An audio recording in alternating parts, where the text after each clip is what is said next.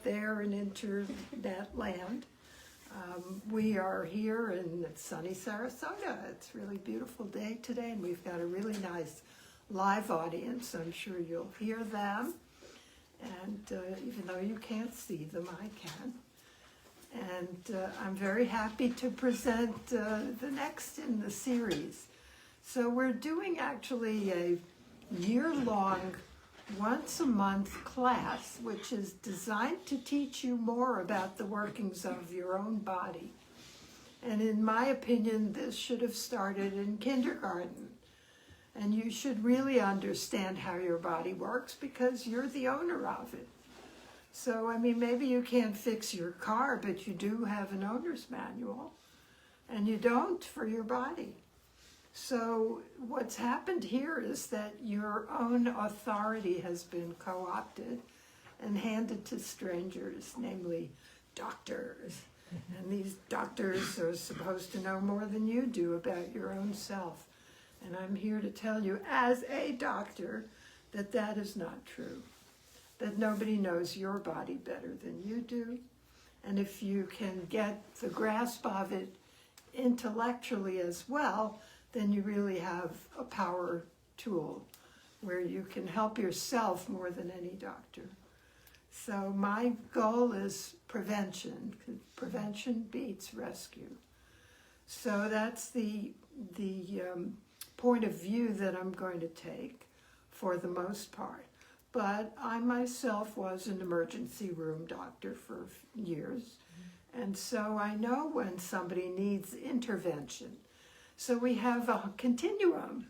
We've got, rush them to the ER and save a life versus, did you do your 20-minute walk today?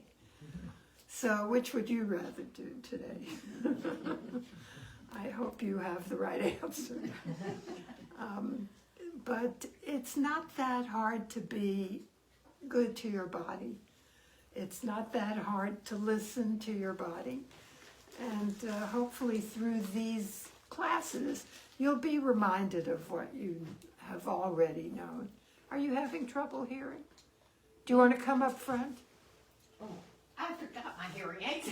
Well, come sit up front. I still may have to do it. Well, It's you can really read. gotten bad. You can read my lips better from up here. Okay. Thank you. I'll try to speak louder. I have a soft Oh no, this voice. is so much better. Well, there you go. Yeah. Okay, so now everybody's happy. So February is the month of Valentine's Day. So of course it's going to be the month of heart health for us. So I just want to tell you a little story of a recent episode that I had. I was in Denver for a week for a psychedelic conference. It was exciting, it was fun, it was great, and everything went well. And then I get to the airport. The airport was a horrible mess. I don't know if you've ever been to Denver, but the line for TSA wraps 3 times around the inside of the airport. And, by the time I got anywhere, I could feel my blood pressure sky high. And I bought that special thing that reads your eyeballs so you can go ahead of the line. And I got to the airside, and I was so aggravated that I decided, let's throw all caution to the winds. I'm going to drink a milkshake. So I got myself a vanilla milkshake from the nearest junk food proprietor. And I drank it waiting for the plane. And then I get on the plane and I sit in my seat by the window. There's a young woman next to me with gear all over her head. She was in her own world, and headset and watching the screen and everything. And I suddenly start feeling like I can't get enough air.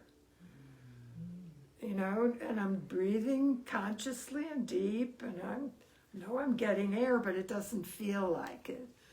And then I started feeling pressure in my chest. And I thought, this is interesting.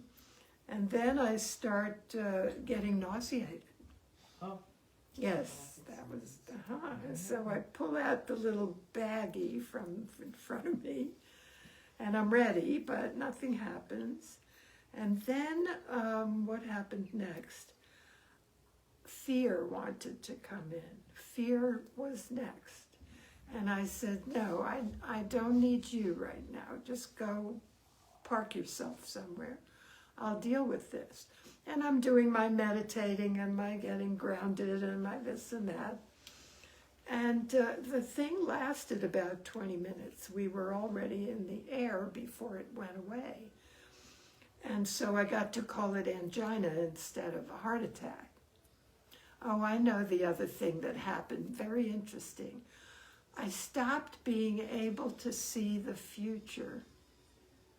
I couldn't see the plane landing. I couldn't see what tomorrow was supposed to look like. And that was something that nobody ever warned me about. But it was very real. And I thought, well, you know, okay, if I die right here, nobody will know till I don't get off the plane, right? Because this girl isn't any help, and I'm not going to make them land the plane for me. I'll take my chances. And if I go, I go. So, all right. So that was also keeping fear out of the bargain. So then I went to my cardiologist and did the whole workup. Nothing. I'm fine. It's good. So, but I did have that experience, and it gave me great insight into what would happen to somebody who didn't understand everything that was going on or didn't have the stress management skills that I've been cultivating all my life. So just, I'm not sure why I had to tell that story except to make me one of the crowd. Heart disease, as you know, is the biggest killer in this country. It's number one. It has fallen a lot, though. It's half as much as it was in 2009, for men and for women. Men are still twice as likely to die of a heart attack than women are. But women are less well understood and more likely to be misdiagnosed.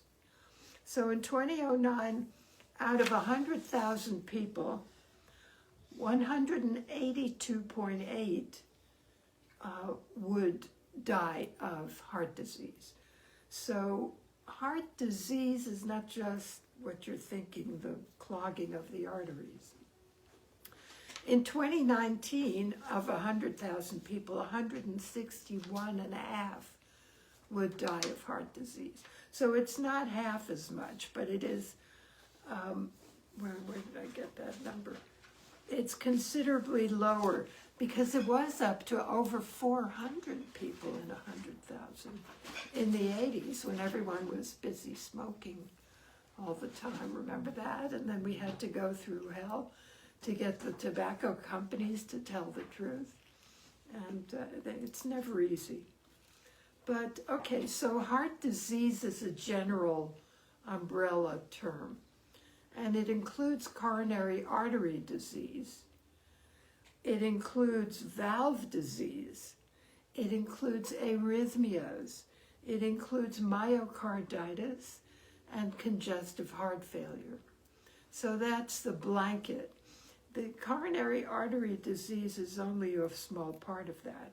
We're going to spend some serious time talking about it because it is slow in coming on. It's preventable, it's reversible. So valve disease, not so much. That usually takes an operation to correct, but it can be done. The arrhythmias, they're doing fantastic things with ablations and destroying the pockets of abnormal tissue, but it's also preventable and treatable much more easily than that. So what are the risk factors for coronary artery disease? So high blood pressure is one. Diabetes is a big one. Diabetics get heart disease twice as much as other people. High cholesterol, everybody's got their own opinion of that. To me, cholesterol by itself is not a risk factor. It has to be in the presence of something they don't even name, which is inflammation. So inflammation is not considered a risk factor by the Heart Association. Obesity is, physical inactivity, smoking, an unhealthy diet, and excessive alcohol use. So, all of those are modifiables. So take note and write down your own risk factors and get to work. So genetics is not such a prominent risk factor because you not only get your genetics from your parents, but you get all your habits, your food preferences, your activity level, all that stuff is part of the package that you get from your family. And it turns out that in most cases, genetics is only 20% of the story. 80% is under your control. Epigenetics, things that you can do. All right, so then I want to show you a picture. I have plenty of these. I'm going to send a few of them around so that you can look. Maybe share these with your neighbors. Let's have some both directions. And I'm going to put one up for the watchers in the back. Send that back there. And share it, please. Here, send some more back there. And then you can pass them around. So this is what we're looking at. And it is the progression from normal coronary artery, a normal artery right here, to an inflamed artery, to an artery that's beginning to accumulate cholesterol. Cholesterol as a Band-Aid, because this is step one, this is inflammation. And then cholesterol begins to accumulate, and then calcium gets deposited, and then it ruptures, and you get a clot, and you die. Or you get, just, if you're lucky, just a myocardial infarction, which means that part of your heart tissue is not getting enough blood. And so when something doesn't get enough blood, it gets compromised and it can die. Okay, so that's the story. It's a progression. It takes years for all this to happen. Years and years. So let's go back to the beginning and talk about this inflammation. They're calling it oxidation here because that's what causes inflammation. So, okay, let me get my train of thought together because I just put this together last night. And so what is the most common cause of inflammation, do you think, in our lives? Well, that's one, but not the most common. Cortisol levels? No? Diet, thank you. It's the Nothing food really is- choices you make. So we have many foods that are inflammatory. And the worst of the worst is the seed oils. Seed oils are not meant to be consumed in high quantity. They're fine if you eat the seed, the whole package. But seed oils in a bottle this big that come from safflower, that come from corn, that come from all kinds of vegetable seeds are not meant to be consumed in that form over long periods of time. We should be using natural coconut oil to cook in. Olive oil is fine, and butter is fine. What about avocado oil? Is that Avocado oil is good. It's good. Certain nut oils, depending on their smoke point, how much can you heat them without damaging them. But really, if you start reading labels, don't buy anything if it has the seed oils in it, and everything does. So you're going to find yourself buying whole foods and cooking them yourself, which is what we're meant to do. So that's the big tip here, is stop eating seed oils at all. One of the things I've noticed is they've got canola oil and everything these days. It's a cheap oil that they can use, but it's terrible. It is. So get yourself some high quality olive oil from this country, not from Italy.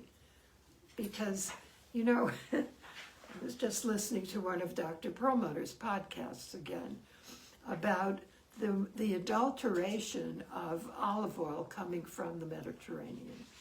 The mafia is involved. Seed oils are cheaper. Who's to prevent them from doctoring the olive oil with something much cheaper? And how are you going to know? Because we don't have brand loyalty in those things. We're not looking for the best. We're just looking for what looks good or what has a pretty picture on it or what has the right price. So just if you're going to do olive oil, get it from this country. It's more likely to be what it says. What do you use instead of olive oil? I use olive oil mostly, but I also use butter. I love butter. And I love coconut oil. I use coconut. Gives a very distinctive flavor. Sometimes I'll use sesame oil. I did that. That's a seed, though. And I'm not sure that that's not right. I had a recipe that required that. I was But, trying yeah. to get olive oil from California, and it's impossible to find it. It's impossible to find Yeah. California olive oil. Nothing is pure. They always have other countries in it. Also. Really? Mixed. Well, I don't know. They have Okay. mixture. can't When get you it find the source, let me know. pure. Yeah, I thought maybe you know. I wish. No, I mean, I don't make a study of that, but you certainly could find out. All right, so then these seed oils cause inflammation in the body, and they replace the good fats in your cell membranes, and they make all kinds of, by the way, our brains are 60% fat. Cholesterol is a big deal in the brain. So don't let your cardiologist run your cholesterol so low that you can't think anymore. I have seen that more than once. I think I told you that story already. It was very sad. And the cardiologist, when I told him his demented patient has a total cholesterol of 98, he said, "That's where I want it," and he hung up the phone. And the guy used to be a college professor, and he couldn't remember his own name. And getting him off the statins would have helped, but they chose the cardiologist over me. So I don't know what happened to the poor guy, but I bet it wasn't nice. So anyway, he probably never had a heart attack, but who wants to live like that? Can you repeat what you said about your brain is what percent 60% of? of fat, Okay. of lipids, of cholesterol among them. 60%? Yep, that's a lot. You bet it is. So, okay, so we have inside every blood vessel a lining that's called the glycocalyx, and this is all new information. The glycocalyx is like little hairy projections into the inside of the blood vessel, and it produces nitric oxide to dilate the blood vessel if need be. It has anti-clotting factors. It has all kinds of chemistry that keeps the blood flowing properly and really helps keep things moving along. The glycocalyx is made of actually the same stuff that your cartilage and joint fluid is made of. So glucosamine, glucosaminoglycans, and things that are found in the joints as well. So I find that quite interesting. If you've got joint inflammation, you might be in trouble with your glycocalyx. So the other dietary source of inflammation is food sensitivities. So many people become sensitive to foods over the years, especially after they've been sick or they've had a course of antibiotics or 2 or 3 that kind of destroys the helpful and protective gut microbiome. So we've got to be careful to restore our microbiome when we've had any kind of tender ministrations by the pharmacy. Just try to learn what's normal for you and get back to normal as quick as you can. All right, so then these cholesterol becomes oxidized. It rusts. Oxidation you can think of as rust.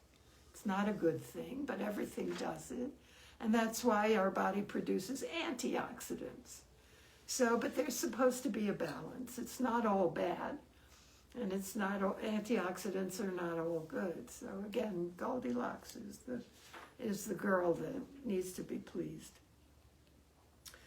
So the other thing that happens is calcium builds up, and then the arteries become stiffened.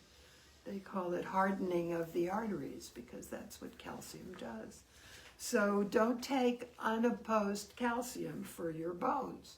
Bones aren't made of all calcium. They need magnesium too. Your nervous system needs a balance of calcium and magnesium. Your muscles, your bones, everything. So don't forget your magnesium. Ideally, the amount of calcium that you take should be twice as much as the magnesium that you take, but then you also have to factor in your diet. So if you eat a lot of dark green leafy stuff, you're getting good magnesium. If you're eating a lot of dairy, you're getting a lot of calcium.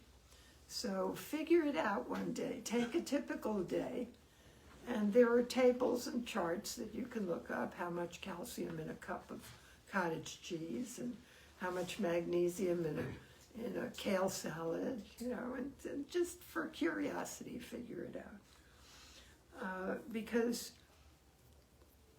arrhythmias respond very nicely, for the most part, to magnesium. So before you let them do an ablation, make sure your magnesium is properly balanced. Too much magnesium will give you the runs. So you don't want to do that. But a nice dose of magnesium at night will help you sleep deeper, and it also prevents muscle spasms. So we all get those calf cramps at night sometimes. And magnesium is the preventative. Apple cider vinegar helps because it's got potassium in it. So magnesium and potassium tend to be lower together. And of course, if you've got kidney disease, you have to be careful with the potassium. So you already know that. Can I ask a question? Certainly. If you don't take calcium supplement, how does the calcification happen in your arteries, if I understood you correctly? So if you have calcium deposits in the arteries, it's usually due from long-standing inflammation. So it's not, your body is very smart. And even if you take too much of some supplements, it'll get rid of it, or it'll put it in a neutral place. But if you're not taking calcium and you've got calcification in your arteries, it's from some sort of inflammation. And it takes it from the bones? Or Well, you also eat. So I invite you to figure out how much calcium is in your diet and make sure that you balance it with enough magnesium. If you eat a big salad every day, that's a good move. So the way we get calcium out of the arteries is not just by eating magnesium, but we can roll back some of that with chelation therapy. It's an IV therapy. If you want to do it for this reason, you have to do it IV. It won't work just taking the pills. But it can do miracles for chronic coronary artery disease. I'll tell you another story. My son's friend's father, had congestive failure to the point where he couldn't walk to the mailbox. And they wanted to do a transplant, and they wanted to do this and that. And he came to me instead, and I did chelation therapy for him. About probably 40 treatments. It's a slow process. We have to get all that out. Plus, it takes out heavy metals, which ruin your mitochondria. So 40 treatments later, he not only was walking to the mailbox, but he divorced his wife and moved to New York and got a job. It was quite something, but yeah, he came right back to life. So it can be done. The other magic thing that you can do for yourself is exercise. Is what? Exercise. Exercise. Yes, movement. Movement. I've taken about 3 walks already today. And it's so beautiful in the winter to go out and it's crisp and energizing. Delicious, yes. So that would be another way to roll back those problems. Walking, yes. Yeah. Exactly. 2-3 miles. As many as you can manage. You know? You don't have to be Forrest Gump. But what works for you, what feels right. Get a dog. The dog will remind you you'll have to go out and walk. My dogs don't walk, they sniff. They go out for a sniff. You don't go very far. They're reading the morning papers. They are. That's right. Okay. So the other thing that I just want to put in your minds is if, God forbid, you or anybody that you know has a heart attack, try to get yourself in a hyperbaric oxygen chamber as soon as possible. And that goes for strokes as well. Because there is some tissue that will never recover, and there is some tissue that's called the penumbra. It's the shadow side. They're almost alive and almost dead. And many of them can be resurrected and brought back to life with oxygen therapy. So oxygen under pressure, hyperbaric oxygen therapy, is something that I do recommend. It's not only good for a situation like that, but it'll keep your brain healthy. So for anti-aging, 10 hyperbarics a year, 20 if you can afford it. Just keeps you going. Yes, in the back. I have a friend who recently had the cleaning out of the carotid artery, and she did about 6 sessions of hyperbaric afterwards, and she said it just made her recovery so much easier. Absolutely. So there was a comment from the back that someone had her carotid arteries cleaned out, went and got half a dozen hyperbaric treatments afterwards. And definitely any surgery, any recovery will be much better and easier if you have a few hyperbaric treatments. Just think of any condition that would be improved with more oxygen. And So you can do that to prepare for a surgery? we used to do like 1 before and 4 after for the plastic surgery patients, They like that because they want the very best results. So they can't afford to have any issues. So a lot of the plastic surgeons where I worked before would send us their patients pre and post-op. But it works for any kind of surgery. Okay. So then let's talk for a moment about arrhythmias, because that's an energy issue. And we need to understand where the energy comes from. So the heart is the most active tissue in the body, physically. and has the most mitochondria. So it's supposed to generate the most energy. And again, it's all about mineral balance. The cell membrane of every cell has a charge on it, an electrical charge across that cell membrane. And that's what allows messages to be sent from one cell to another, from the body of a neuron all the way down to the end synapse to contact another neuron. Every electrical generated potential in the body depends on minerals rushing across that cell membrane. So the cell membrane has to be made of healthy fats, okay, and it has to have the right balance, mostly calcium and magnesium, but also sodium and potassium to really function properly and get that good, strong action potential. So we need to be aware of our mitochondria. Mitochondria are the energy factories in the body, and they generate huge amounts of energy. They also generate a lot of free radicals. So that's inflammation. So if you're not so young anymore, probably makes sense to take some anti-inflammatory antioxidants, but you don't need to take 10 a day. You need to start with your diet and eat colorful fruits and veggies. So the color in the fruits and veggies is generally from flavonoids, and they're all marvelous antioxidants, and they're all youthifying. So that should be the cornerstone of your program, is a healthy, colorful diet. And then supplements can be added, but supplements shouldn't be substitutes. So you can't start with a lousy diet and then throw in some of these supplements and expect it to work. It's not going to work. So the diet is the most important. So there you go, diet and exercise. Like you didn't know that already. Okay.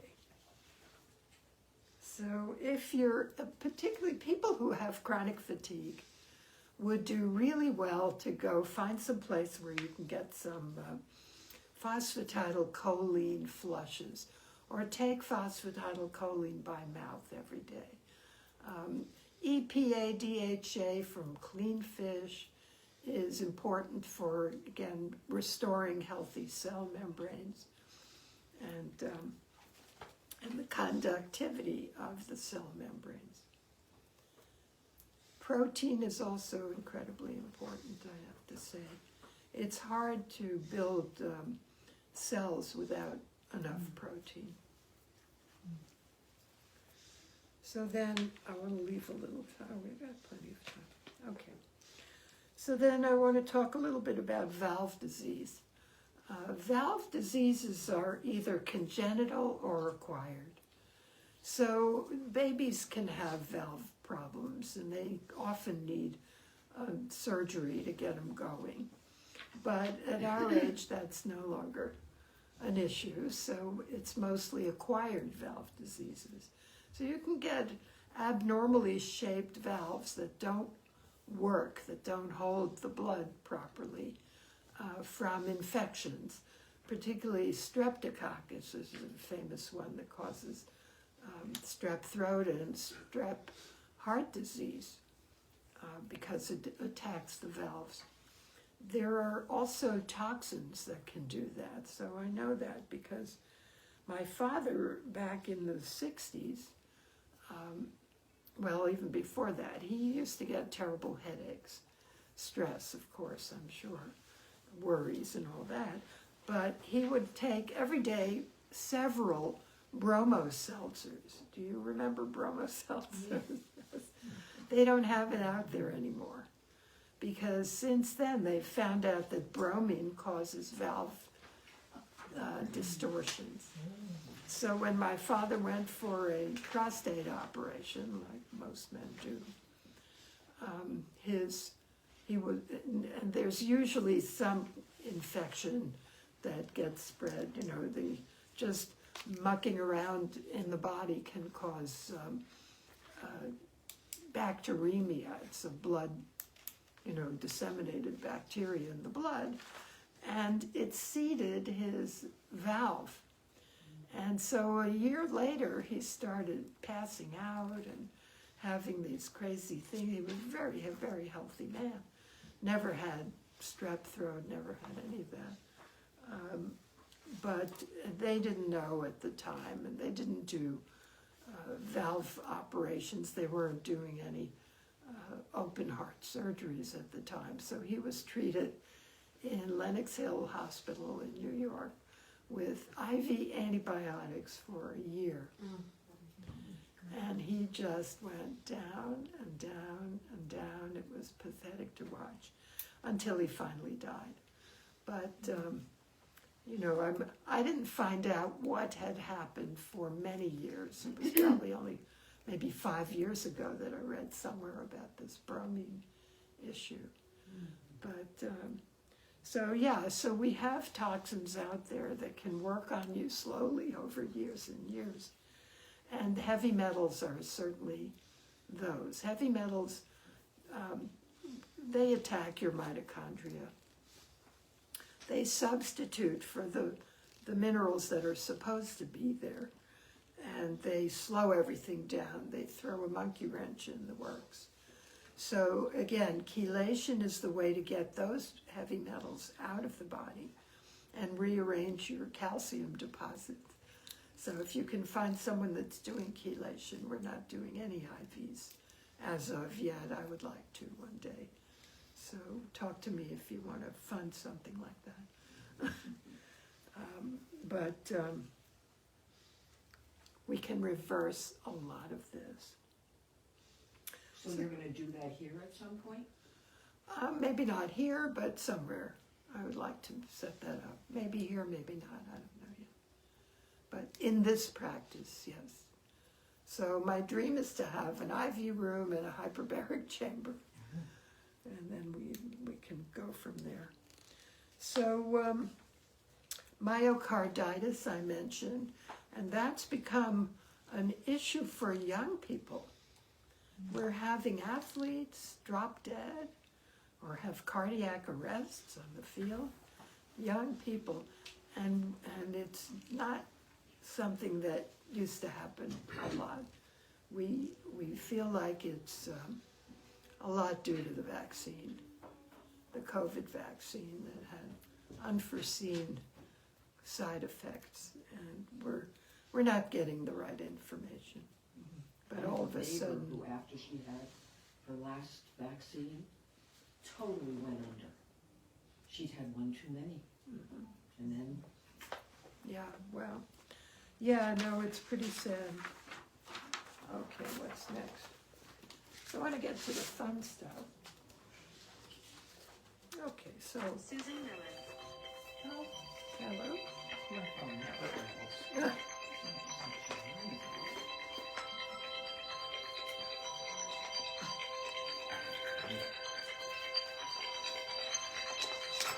So anybody else who forgot to turn off your phone, take that as a reminder. Thank you. So we know that the heart is also a muscle. It is a muscle. It's the premier muscle in the body. It's a pump. It works from before you're born till the moment you die, tirelessly and reliably for the most part. So we really need to thank our hearts and be aware that they do their job without our conscious awareness, day and night, and just be grateful. And gratitude is a feeling that comes from the heart. So feeling gratitude is good for you. And you should remember to do that every single day. When you wake up, open your eyes and see that you're still here, be grateful. And then, you know, when you see someone who's less fortunate, send them good wishes. Don't send them nastiness. That doesn't help you. It doesn't help them. So, but we'll get into that shortly. So I just want to say there are certain things that muscle, particularly heart muscle, does for us that that other tissues don't. So for one thing, our muscles are our best blood sugar regulators. So if you have high blood sugar, go out for a run. Use it up. Make it go away by using your muscles. I know we're not all runners here. Probably very few people in this room should be. But a nice brisk walk, a nice, turn on the music and dance right there in your kitchen. Nothing wrong with that, and who cares? Right? If you can't do it now, when the heck are you going to be able to do it? Muscles also store sugar in the form of glycogen. So even if you're starving, you still have storage fuel there in case the bear shows up or the tiger. And you'll still be able to run because of those muscles. Okay, so muscle needs quality protein, it needs mineral balance. Its preferred fuel is glucose, but don't eat sugar just for that reason. Because your body knows how to turn anything into sugar, and it can use any kind of food as fuel. So sugar is not something you want to be eating that damages everything from your teeth to your pancreas. And it's best to stay away from sugars and starches, particularly processed foods, so the white foods. Eat the rainbow. Some drugs that damage muscle are the statins. The statin drugs shut off the enzyme that makes cholesterol, but that enzyme also makes coenzyme Q10. And that's super important for your mitochondria. Your mitochondria can't work without it. So if you are on a statin and you can't get off it or you don't want to get off it, please take CoQ10 every single day to make up for that. So I would say between 100 and 300 milligrams a day. How much? Between 100 and 300, you decide. The antacids are the other ones that people think are so safe, and they're really not. Because when you start at the stomach and you sabotage digestion, it's not going to go well the rest of the way down. So we need serious acid in our stomach. We need hydrochloric acid that would burn your finger if you stuck it in there. But the acid, when it refluxes into the esophagus, that's when you don't do well with it. You don't want it in the esophagus. It can burn the esophagus and cause ultimately strictures and scarring and cancers. So why would your perfectly helpful and useful stomach want to push acid back up into your innocent esophagus? Why would that be? Because you put something in it that it doesn't want to have there, that doesn't belong there. So that's where the food sensitivity testing comes in. The most common food allergens are wheat, dairy, and eggs, believe it or not. Eggs? Eggs. So it's probably not a problem for most of you if you eat eggs on Sunday. But there are people that eat half a dozen eggs every day. And they wonder why they're fatigued or why they're brain fog or why this hurts or that hurts or why they have to get up 20 times in the night to pee. So any tissue can be disturbed by a food. And your symptoms depend on which are your weakest points. So if you get joint pain every day, check what you're eating. Get off those 3 foods first as a trial and see if it makes any difference. And after about 2 weeks of being really clean and careful, then eat one of those foods and see what happens.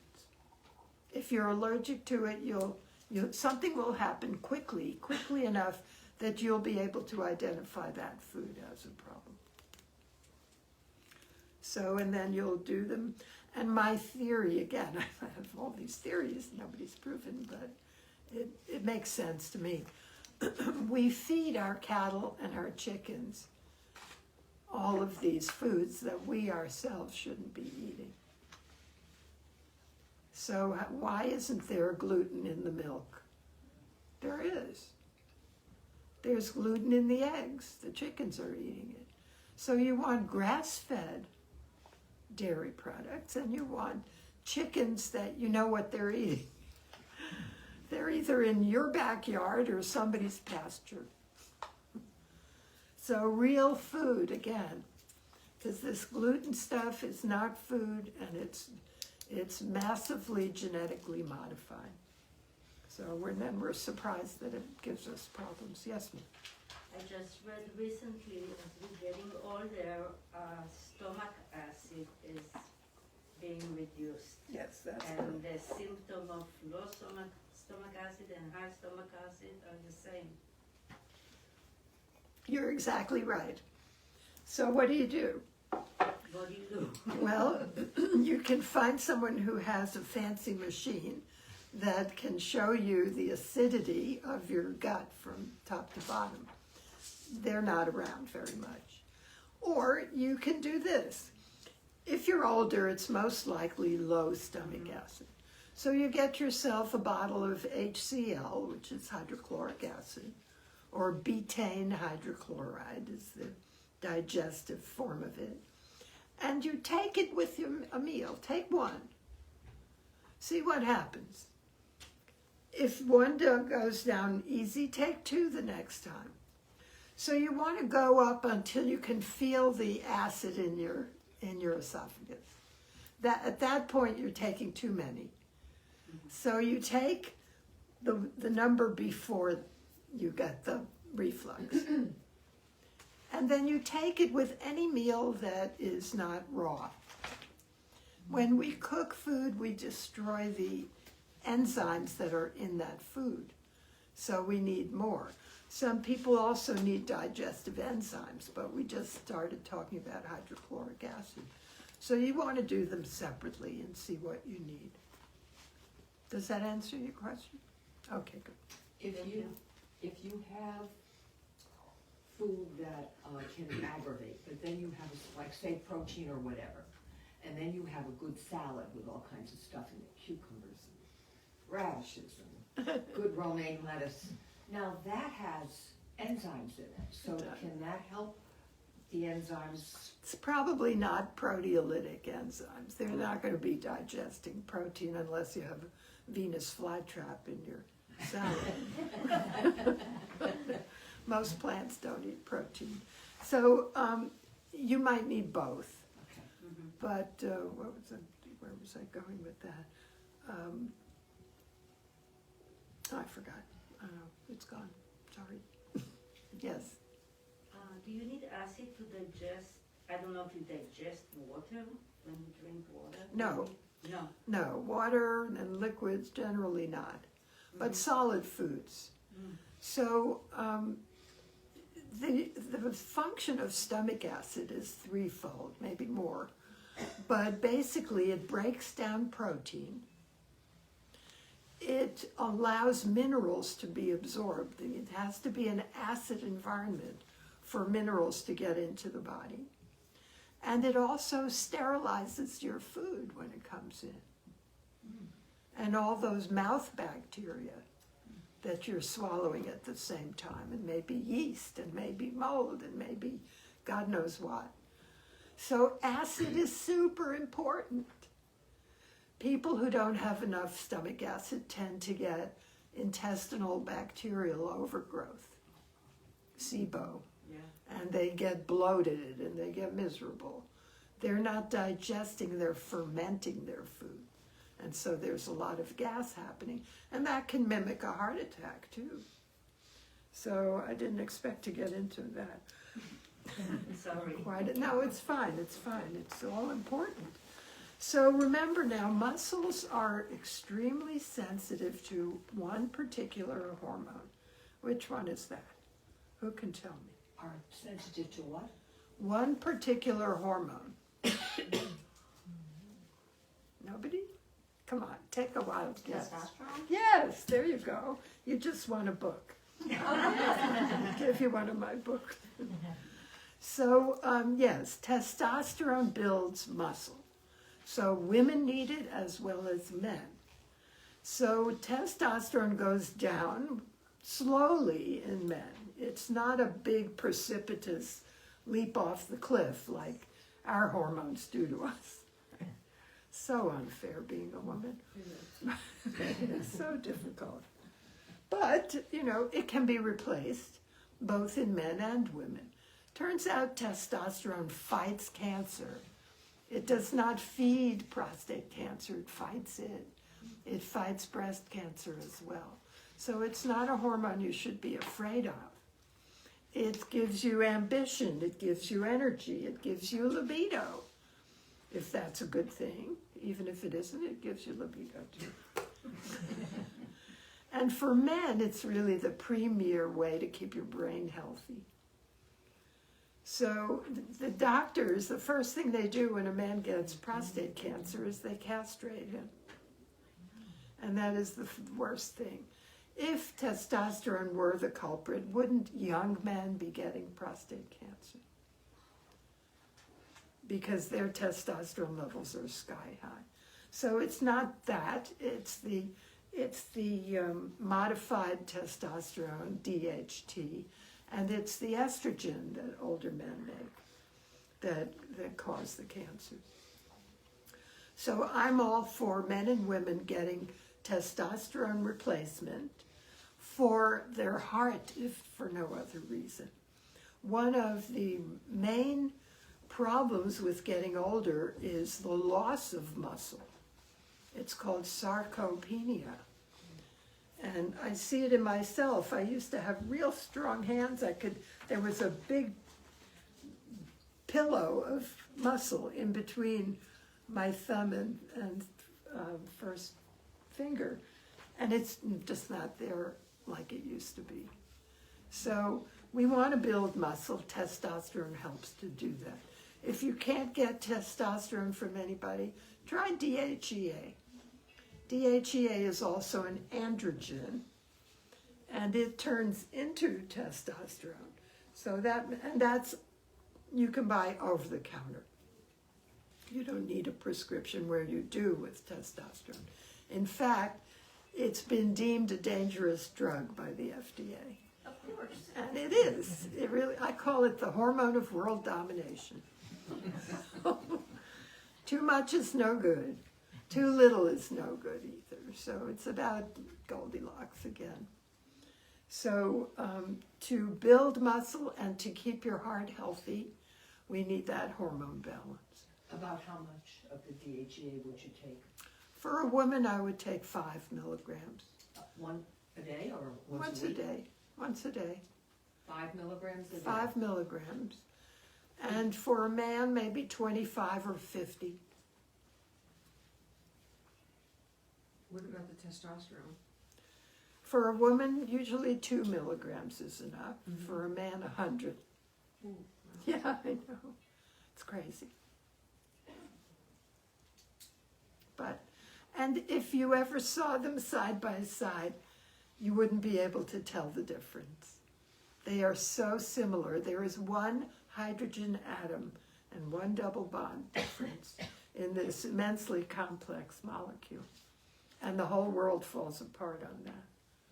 So, if you don't think there was a designer behind that, I don't know where it came from.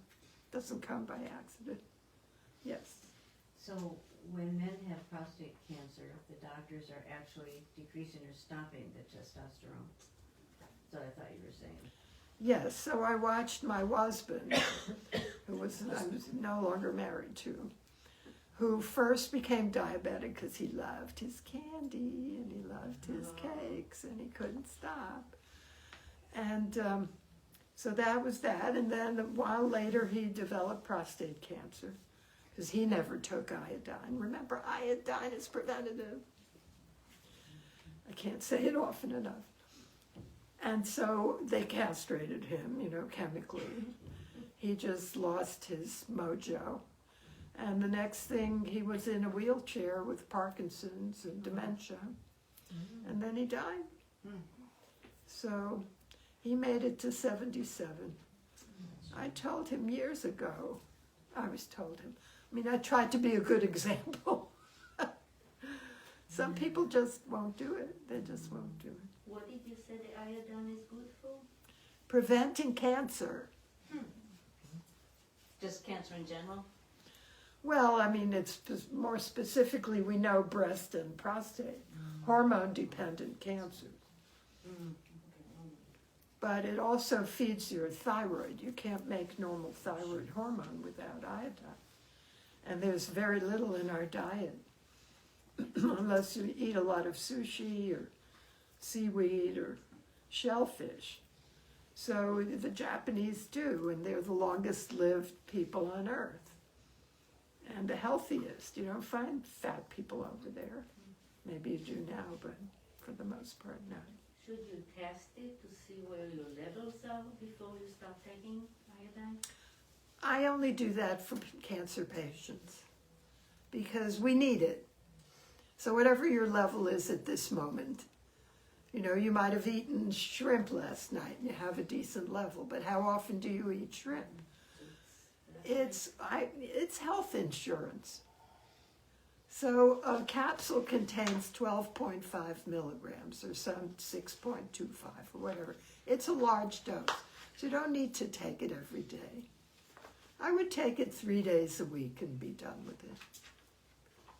You test something one day, it's not going to be valid the next day when you've eaten something different. So testing can be overdone. Can you get it in a liquid or does it have to be in? You can get it in a liquid, but it's much lower dosing, so then you would use it every day, a couple of drops. Or 12.5 milligram, one capsule? Yeah, Okay. a couple days a week, right. 3 times a week. You will flush it out if you don't need it. So these are not drugs. These are food derived. So we've got a continuum. Food should be the safest, if you're getting quality food, but there are issues there too. Then supplements should be safe. And most of them, and certainly quality supplements, have been tested for safety and for being what they say they are. And then finally, drugs, which are the most dangerous, the most powerful, the most side effects. So you shouldn't think of supplements and drugs in the same mindset. If you are on certain heart medications for reasons that the doctor thinks are important, what supplements would be good to take in order to combat those? So which ones specifically? Because the answer is different depending. Which ones? So metoprolol is a beta blocker, which means that it works on the sympathetic nervous system. It reduces thyroid potency. It fights thyroid. It makes you tired. It slows down your heart rate, which is why I assume they gave it to you. They give it an AFib. Yeah, that's what it was. Yeah. For him. So magnesium would be the thing to combat the AFib. How much? That's depends. Yeah. Depends. I'm not Okay. going to give. I Right. can't say that. I'll look Too at much that. will give you diarrhea. That's a good starting point. Okay. So don't let it give you diarrhea. No. And again, the best way to get it is in that big salad you just described. For magnesium. Yes. Yeah, every night. Okay, there you go. So you're doing it. Okay, all right, enough of this. So we just talked about the heart as a pump, as a muscle, the objective heart that you can hold in your hands. Oh, funny story. I don't know if this is funny, but I was a resident in New York City, right, a surgery intern. And we used to go to the ER all the time, and when a patient comes in cardiac arrest, it was a young person, I don't remember, it's a boy, man or a woman, whatever, cardiac arrest, so they were jumping on the chest, and when we got the person into the ER, we opened the chest, and we did that with fair regularity in the Bronx, for gunshot wounds, for all kinds of crazy stuff.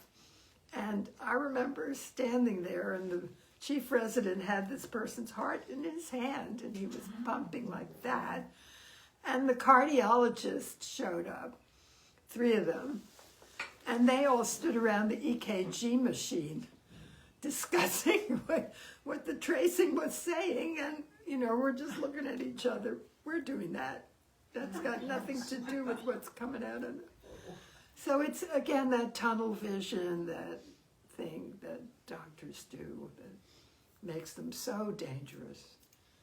They don't see what the other guy is doing. They don't understand it. They don't know how it fits into their little piece of the body.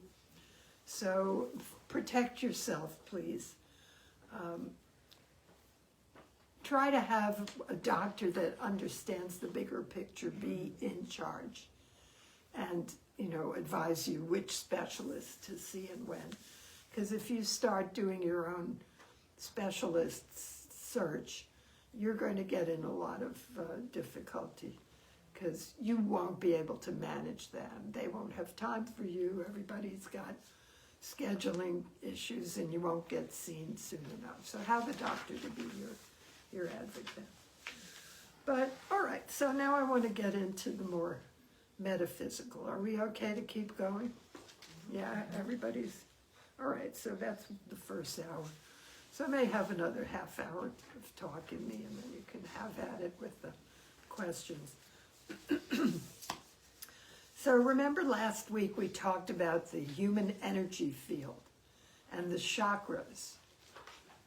For those of you who were here, and those of you who weren't here, and maybe some in La La Land out there that never heard of it, the chakras are energy vortexes within the energy field that kind of stack up along the spine.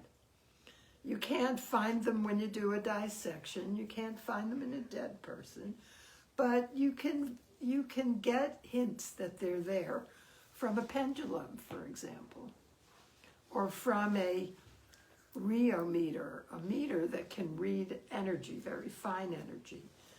And it turns out that there is a heart center. The heart center is right around here, as you would imagine, and it's the middle point between the lower chakras, which all animals have, and the higher chakras, which humans have. And we don't know if the animals have them or not, but we like to think that we're special in that way. So the heart is the glue that holds that together and pins everything. Our hearts generate energy that can be picked up by our crude instruments at least 15 feet away from the body. So that means that all of our hearts in this room are interacting at this very moment. They're bouncing up against each other and creating waves and ripples and bouncing back to us. And we are also sensors for energy. And if we become sensitive and we can read energy, then we can know the feel of a room. We can pick out people, sad people, happy people, people we want to meet, people we would love to stay away from. And, you know, I think the intuition of the heart is a real tool that we can become aware of, more aware of. So ask your heart, what it thinks about this and that. Become accustomed to sussing people out with your heart, not just with your mind or with your eyes. So there was a poet, I forget who, maybe Shakespeare, maybe Tennyson. Wounded in the heart he was through his eyes. So we get that. So, okay. All right, any questions so far? How do you align your chakras, like if they're out of alignment? How do you align your chakras if they're out of alignment? Everyone's are out of alignment. We get messed up by life. You know, we get off balance. We get disturbed in many ways. We get injured. We have scars on our energy field. We have memories and secrets that affect our energy field. So it's not that easy. But if you simply start asking that question, you will be led to answers. So some people need shamanic intervention. Some people need baptism. Some people need meditation. Some people need music. Some people need, and this is my biggest tip for getting your heart right, getting your heart feeling good and energized. Fall in love. Mm-hmm. And you gave a good one before when you talked about gratitude. Yeah, Gratitude just changes your whole energy field because it It makes you does. positive about everything you've got to be grateful for. It does. And that So was a good one. gratitude, and I have another good one, forgiveness. Yes. Because nobody is hurt more than you are by resentments, and that hurts your heart. So now I'm going to maybe step out of this box a little bit, but this is something that I want you to know. It doesn't only relate to the heart, but it very much relates to everything that you want to know. So how many of you have heard of David Hawkins, MD, PhD? Yes. Power versus Force is the book. Write that down. Power versus Force. The man was a genius. He was enlightened. He was an MD, PhD who developed this scale of consciousness. And this is going to blow you away. It blew me away. The scale of consciousness is a measure of how evolved a human being is in terms of their relationship with the world. So we have a scale that runs from 0, which is dead, to 1,000, which is God, the Godhead, whatever, however you would. I use God as a kind of an easy word to cover a huge.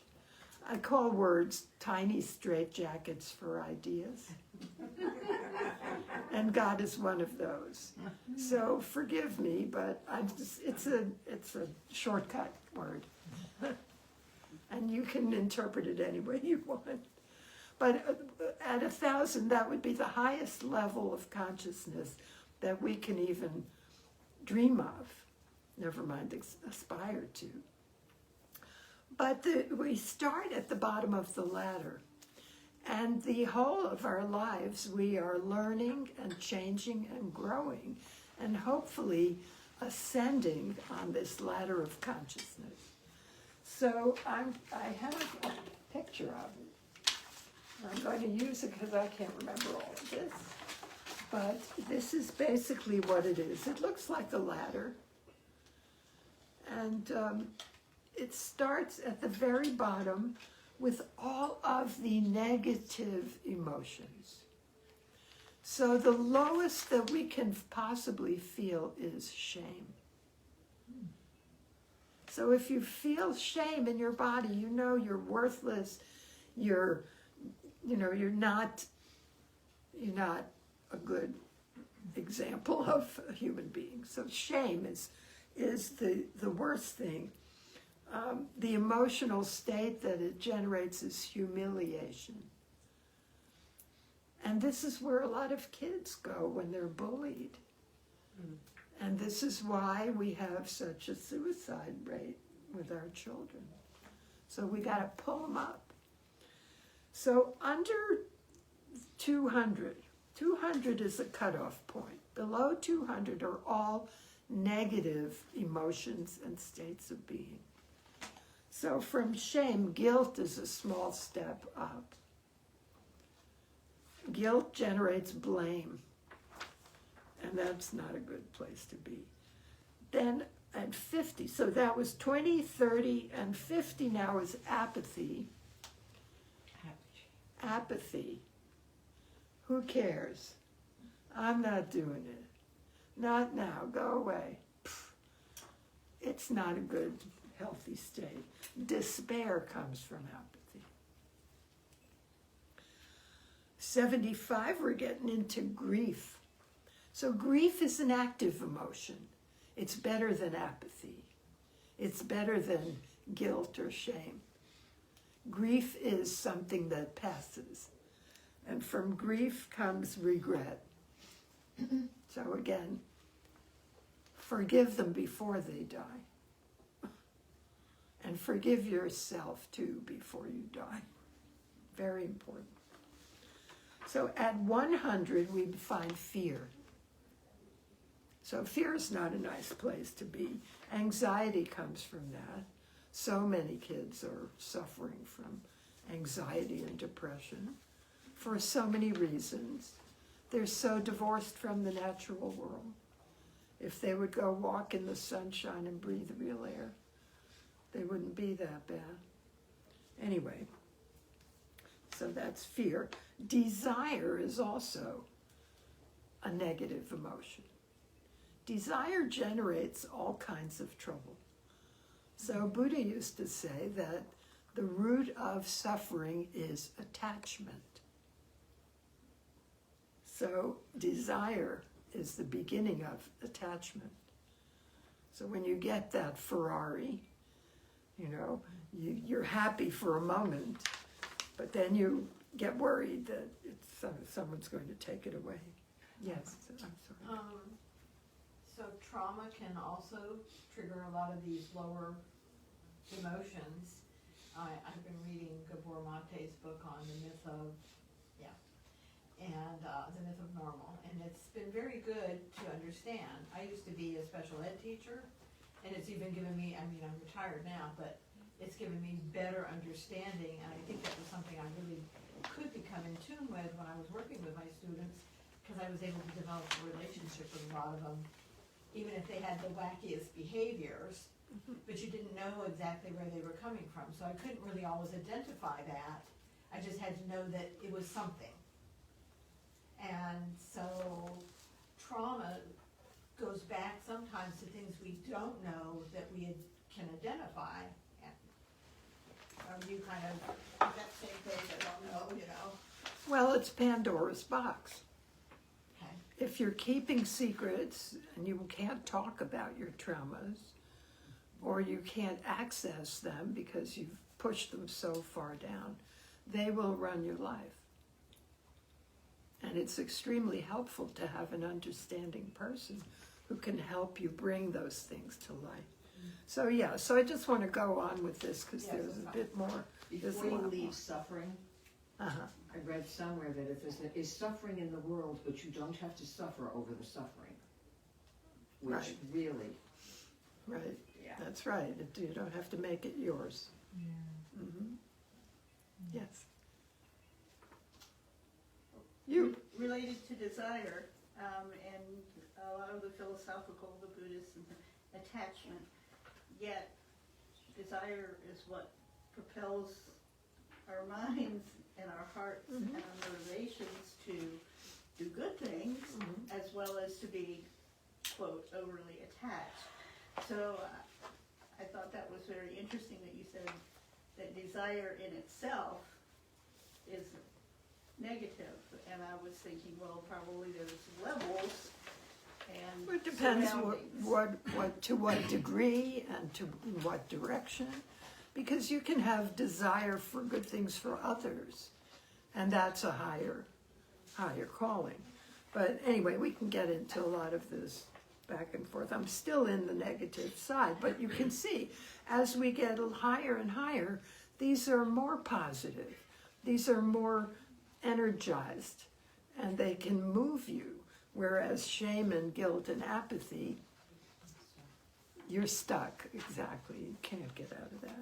So then we get to the even more energizing, which is anger, which can generate hate, and pride, which sometimes we take pride in a lot of things, and we consider it a good thing.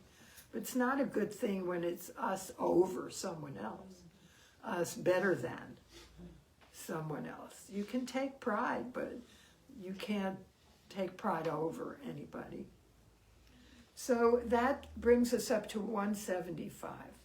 Scorn is the associated emotional state with pride. So then we come to the point where the negativity is left behind. And what is the emotion that we feel at that point? I would call it courage or willingness. So you have to come to the point where you are willing and powerful enough to make the changes that can propel you to a new life. So then we start getting up into the good stuff. And the first thing we find here, they're calling neutrality. I would call it detachment. So attachment to material things, or to people, or to anything temporary like a pet or a job or whatever is going to bring you down when the object is gone. But detachment is a Buddhist way of saying, okay, this now, something else later. And you can stand back and not have your buttons pushed by everything that happens to you. You see these kids that are so entitled that they go berserk if they can't have a $200 pair of sneakers. That's a problem. That child has no resilience, is going to be brought down by life in some way. So, all right, so you get to courage, and then you start believing that better things can happen. So above that demarcation line, and courage also is from the heart. So let's not forget, it's Heart Month. So neutrality, then willingness, they've put in here at 310, brings optimism. Acceptance brings forgiveness, and that's at 350. Now we're getting higher. 400, very interesting, logical thought, reason. So that's as high as our brain can take us, is 400. That's great, it's got its uses, it should be respected, but it's not the end of the story. Because at 500, we come to love. We've all experienced love. We know how utterly irrational it can be, and how logic can never go there. Right? So, and that's halfway to God. Love. And above that, we come to joy, peace, enlightenment, all the angelic realms.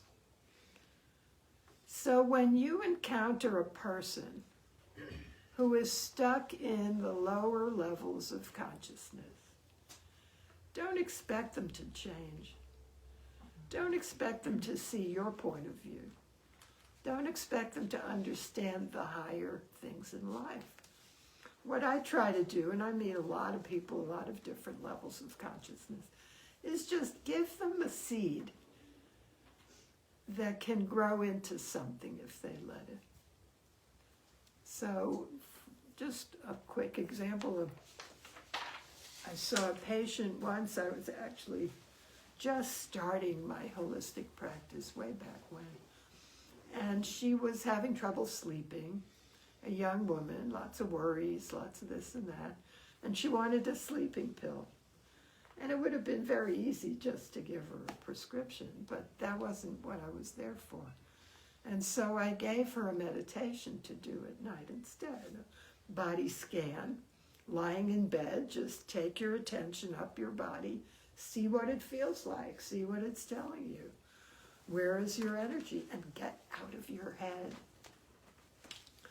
And that was it. And I probably didn't see her again, but I saw her a number of years later. She was waitressing in a restaurant, and I was eating there. And she remembered me. She said, "Are you Dr. Roberts?" I said, "Yes. How do you know me?" She said, "Well, I saw you as a patient about 10 years ago." She said, "You gave me this meditation, and I ran with it. And now I do yoga all the time, and I meditate, and I teach, and her life totally changed." So, you know, a little seed can grow into a giant oak. So that's how I like to do it. You made a difference. Yeah, I made a difference in a small way, but for her it was a big deal. So anybody, I have a few of these. You can find this on the internet too. But do you want one of these, Patricia? Yeah, okay. The power versus force. That's Yeah, what the book is Power versus Force. I highly recommend it. What is the book? What? The book. Power versus Force. Power of what? Sorry. That's the name of the book. Okay. So force is the lower emotions, and power, the real power, is the higher emotions. Is there another copy machine out there? There is a Some of the copy. other ladies would like that. You think maybe the girls out there would make a few more copies? I will do that because it's on my computer. Thank you so much. Well, actually, they could. You can take pictures Yeah, too. take a picture. Oh, Patricia, I just sent it to you via your text So message. she wants it, I've got the book. Yeah, Oh, I have the can book, take a but she picture. wants a I can copy, take a Suzanne. picture. Well, I'll send it to her then. Yeah, exactly. Or take a picture. No, it's okay, I can It's take a okay? picture. Okay. Yeah. I love the book. It's a power tool. Yeah, it's one of those seminal, life-changing ideas. Yeah, Yes, sure. take a picture. So, all right. So what are you going to do with this, all of this information I gave you? Live a better quality life. Thank you. If you implement. Yeah, so if you find 2 or maybe 3 ideas that we talked about today, and you implement them, you're going to be better off. And most of what I'm telling you doesn't take a lot of money or a lot of effort, but it takes commitment. And what else are you going to do? Be sure to dance. Be sure to do. Exactly. Think of our health and our heart, that's for sure. Yes. Joyous movement, that's the best. How do we get medical schools to start teaching doctors things like nutrition and supplements and things like that, rather than just pharmacy and I'll surgery? tell you how. You make it in the medical schools and the whole medical establishment, you reward them for keeping people healthy instead of rewarding them for doing things to sick people. We just have to change the capitalist business model. Yes, yeah, pharmaceutical's a big one, so that's hard, it is. So I don't have my phone here, darn it. I just finished a picture, a painting of the art of medicine under attack. Oh, And I'd like to show it to you. I'll get the phone. But, you know, it's the current state of medicine in this country is shameful. Agreed. Shameful, disgusting. The doctors are taught to ignore and belittle the patient. Yeah, what do you know? Where's your degree? Is what they say. And if you don't do this, you're going to die, is another of their mantras. Yes, and we are actually encouraged to behave like that. Wow. They were told that the people want their doctors to know everything or to think that they know everything. And you can't just be a human being. You gotta be more than that. What you taught us here today was about how to prevent the symptoms. Doctors only know how to fix the symptom, Right. you know, with a drug. They don't know the things that you're teaching. Well, we don't learn that in medical school. We don't learn the causes, the progression of an illness, where can you intervene, where can you make it better, improve this patient's situation. No, it's all, if this symptom, then that drug. Yeah. And if that drug doesn't work, there's another drug to try. And that's all they know. Yeah, and they push people to take them right away, the medicine, instead of, other things. Yeah, there's nothing taught natural. Yes. When you said that your painting was the art of medicine Under attack. to attack, I'm like, she said the art of medicine.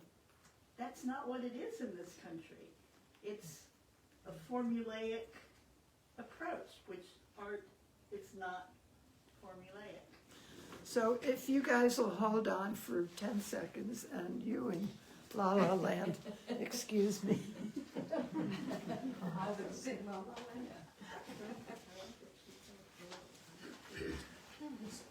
The book that you mentioned? Yeah. Hammer versus Horse. About what? David Ward, the little. Oh, the little, What did she say? yeah. David. It's actually right on top. Oh, okay, thank you. Here? She didn't want to hear you? Oh, really? Oh, okay.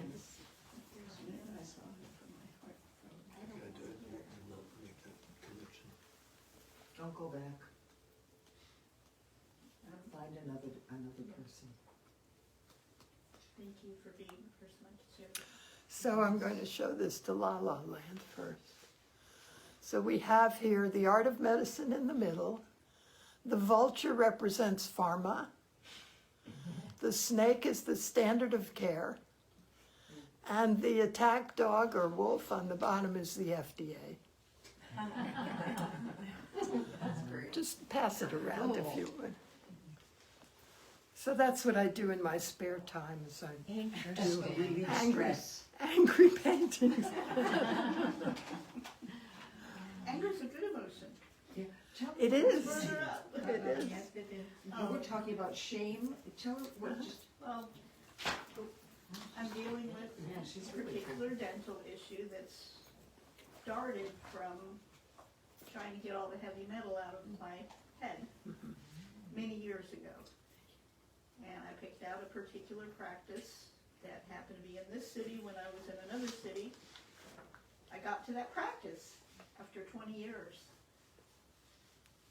And what was said to me was, I don't want to hear. As I was recounting, these were the steps I took. So I'm like, well, Oh, somebody doesn't want to hear me, so this is not, I'm that's- not going to be able to hear that person. yeah, no, that's not right. Told her to find a new doctor. Yeah, for Anyway, sure. I'm not all hung up in it, but I'm glad I figured it out immediately. Immediately. Don't let yourself be talked down to by anybody, no matter what diplomas they have on their wall. You have a unique perspective on your own self, your body, your health. And if your practitioner doesn't listen to you, they're missing the boat. They're projecting their own. Arrogance, they're arrogant. Exactly. Oh. Their ignorance is only exceeded by their Ignorance and arrogance. arrogance, Right. yeah. Exactly. Thank you, everyone. They almost killed me. So I'm really. Wait, I don't get a picture. I'm looking for Have you seen more people who are becoming aware of this in your practice? I mean, Well, I see special people who are looking for me. And, you know, they're willing to pay money. I'm one of those patients, and Me Dr. too. Roberts is absolutely worth going to So see. I I can imagine, yes, I know what you're talking about. It just seems like, when I talk to people, they go, oh yeah, I know that, oh yeah. But before it's like, what? It just seems It's- like I'm seeing more people. Oh, for sure, for sure. When I started this, nobody knew anything about it. Deepak Chopra was a little boy. He was starting his career, and I loved what he said. But I also said, gee, it's too bad he's Indian. He's never going to make it in this country. And how wrong I was. So that's... One thing he said I'll never forget, when he was on the Oprah show, she said, tell me exactly what you know. He says, I know nothing. I'll never forget that. I mean, like his mind was so open to, you know, to understand. It's like, I can't tell you I know something 100% because I don't. good. That's the right answer. Absolutely. All right, so I'm going to turn this off. I think we're done with Facebook. Thank you, everybody.